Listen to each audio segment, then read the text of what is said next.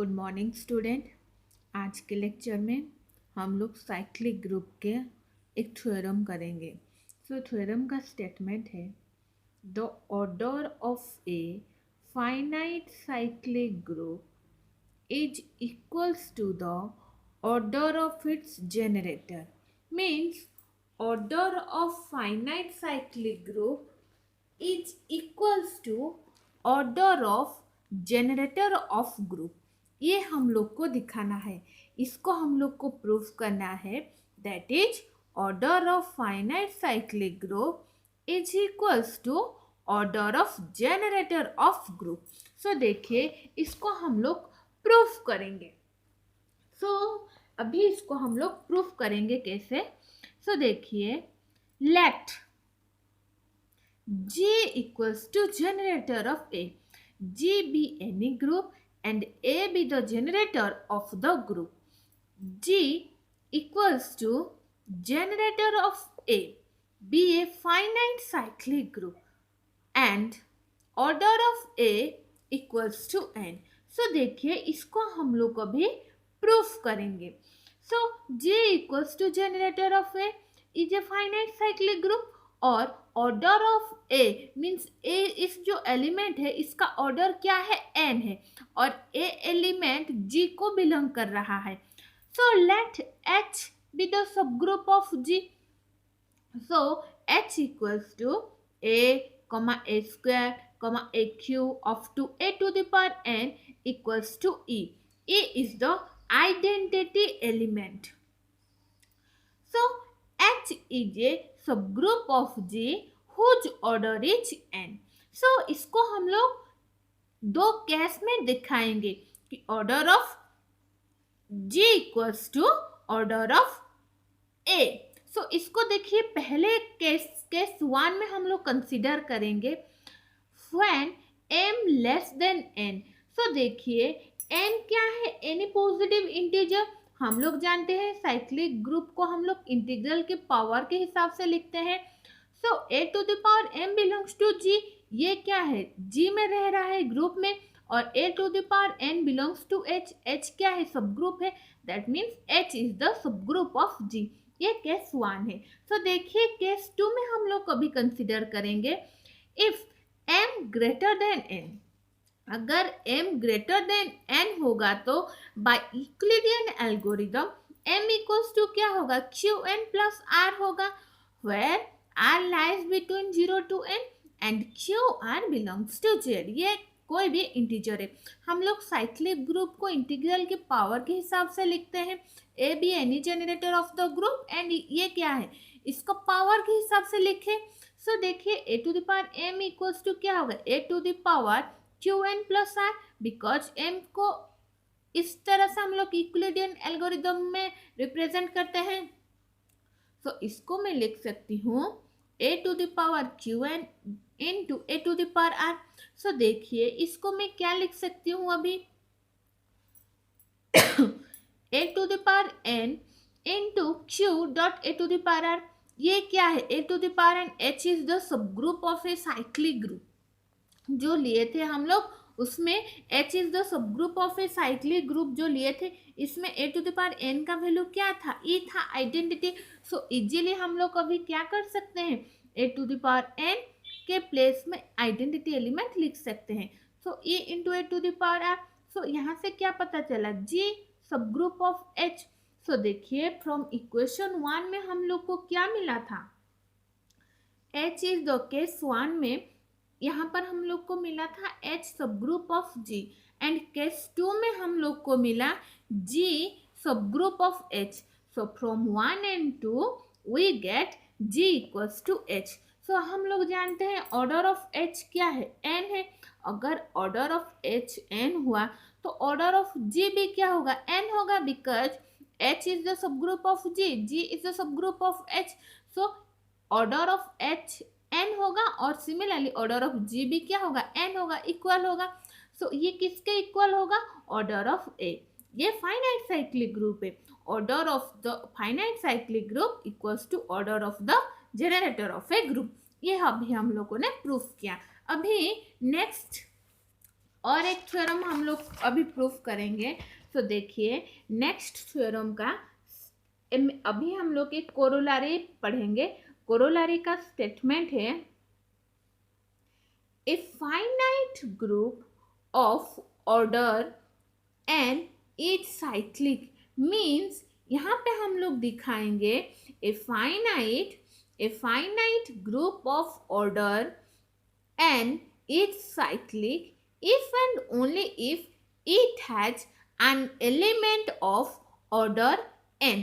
इसको हम लोग दिखाएंगे। मीन्स क्वेश्चन का स्टेटमेंट है a finite group of order n is cyclic if and only if it has an element of order n।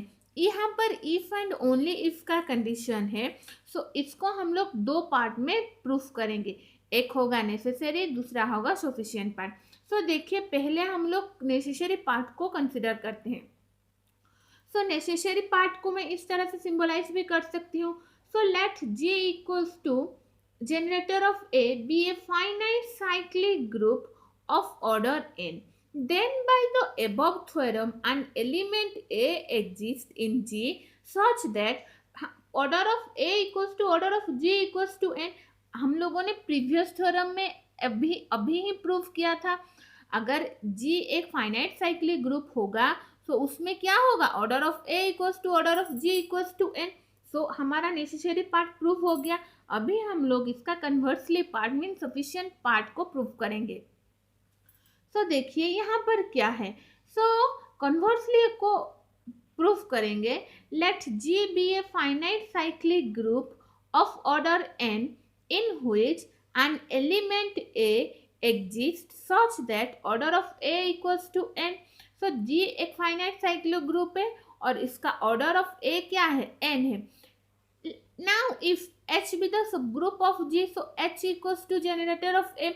So H, because H subgroup of G, so by the above theorem order of A equals to n। order of H भी क्या होगा, N होगा। क्यों, अभी previous theorem में हम लोगों ने प्रूफ किया था order of A equals to N implies order of H equals to N. So अभी क्या हो जाएगा, एच इज द सब ग्रुप ऑफ जी। सो ये order of H equals to order of G हो जाएगा। Similarly G is finite group such that H sub group of G, so order of G equals to order of H होगा। Why? Because ये इसका सब group है। H is the subgroup of G, G is the subgroup of H. So order of G equals to order of H होगा। So G equals to H होगा। So G का generator A है, so H का भी generator A ही होगा। So G is a cyclic group generated by A।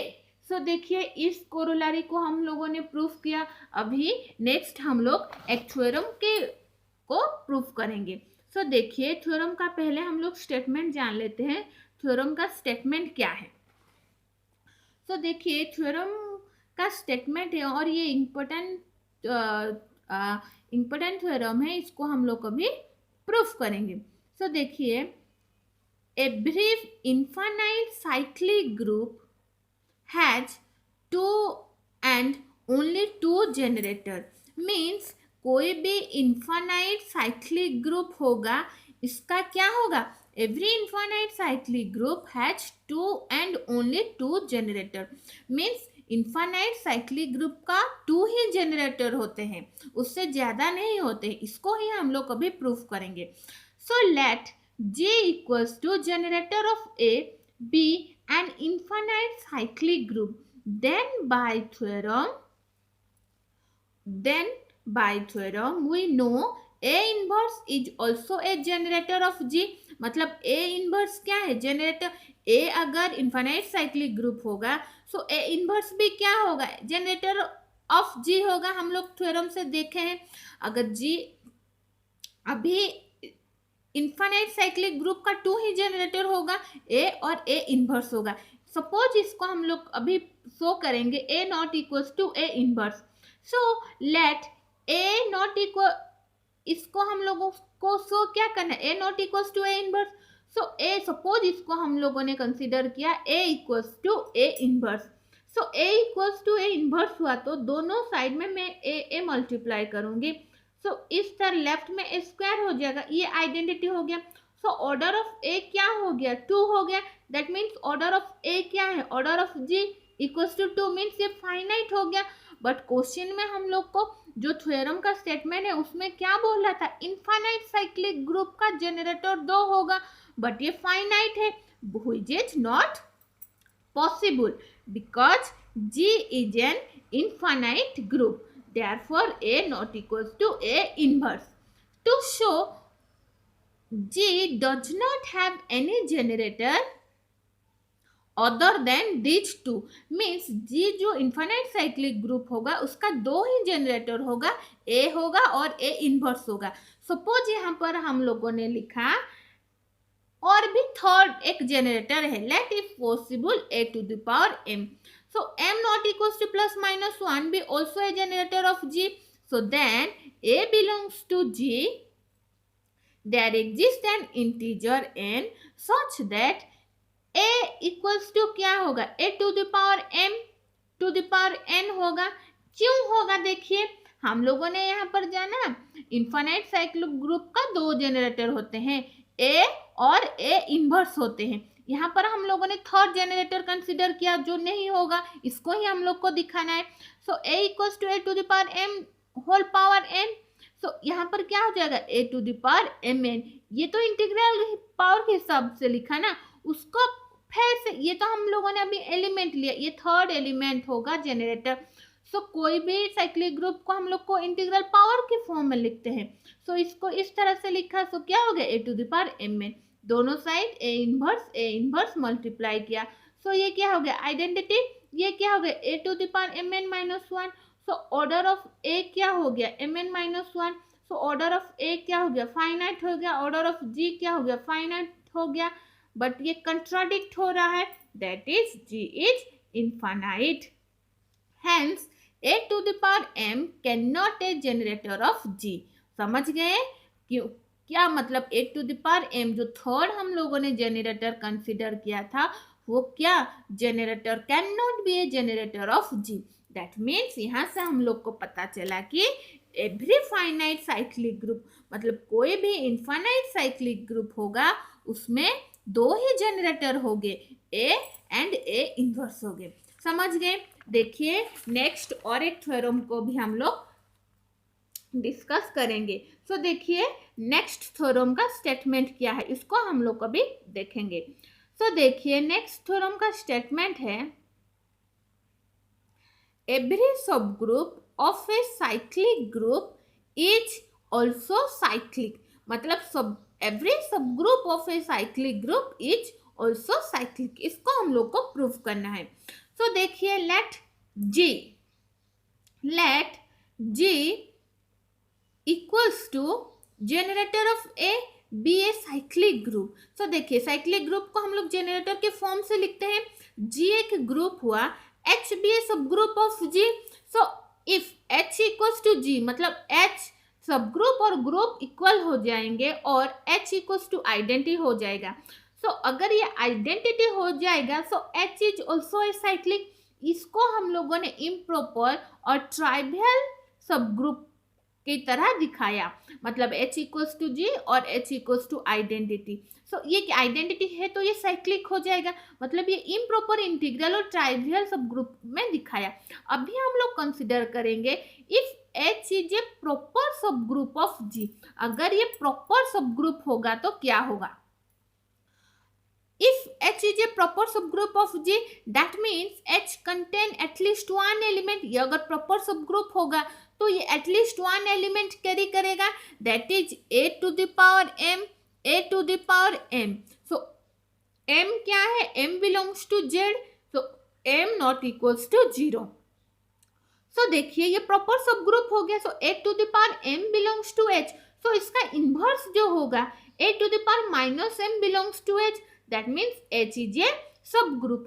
यहाँ पर m not equals to 0 होगा तो m greater than 0 होगा और minus m greater than 0 होगा। so there exists a positive integral power of A in H।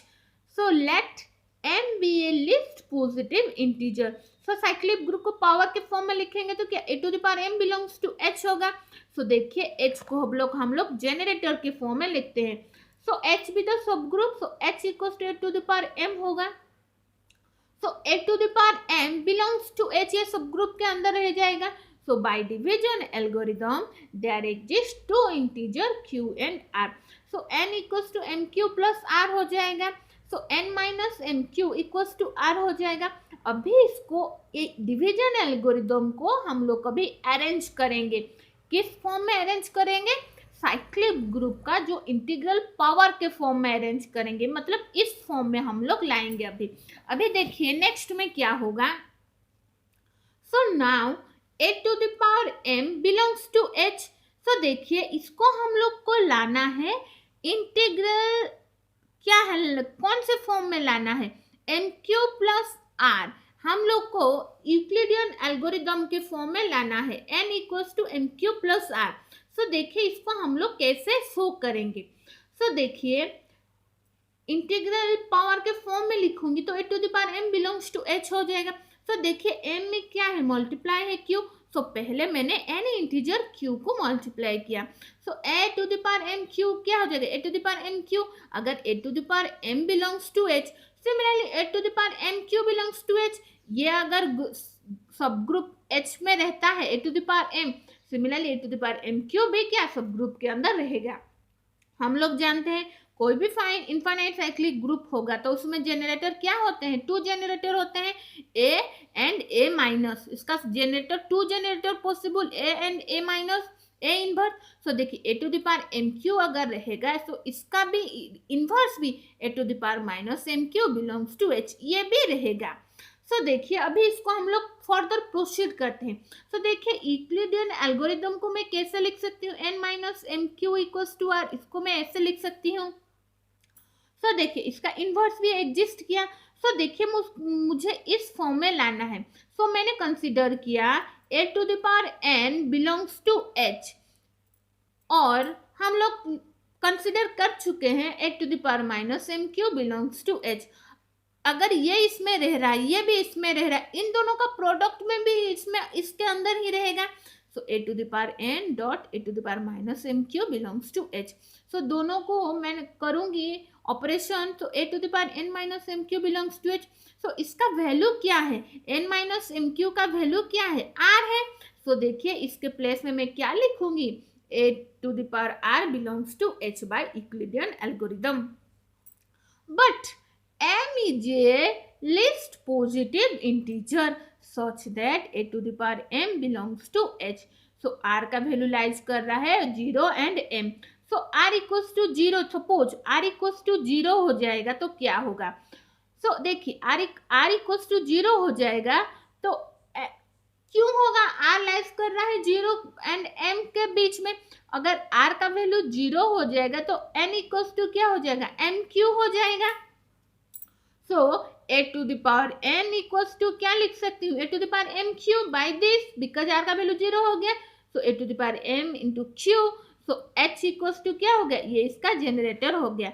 So every सब group of G is cyclic. So इस lecture में हम लोग इतने ही थ्योरम को प्रूफ करेंगे. So thank you student.